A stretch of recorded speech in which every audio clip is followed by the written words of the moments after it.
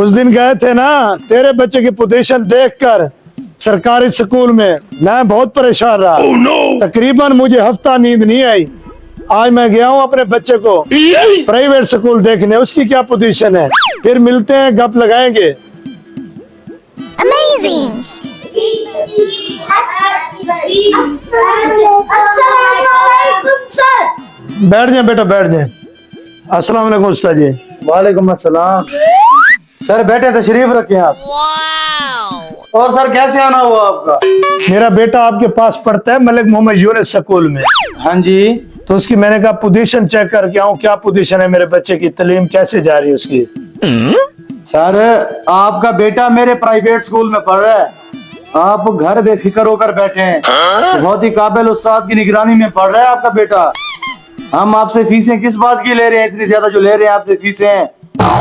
इंशाल्लाह आपको कभी मायूसी नहीं होगी। और एक नंबर है आपका बेटा पढ़ाई में, हीरा है आपका बेटा, हीरा। Amazing! मलिक मोहम्मद यूनुस, बेटा इधर आओ, अपने बाबा को ABC सुनाओ। सर जी छोटी या बड़ी कौन सी सुनाऊं? Oh no! no, no, no, no.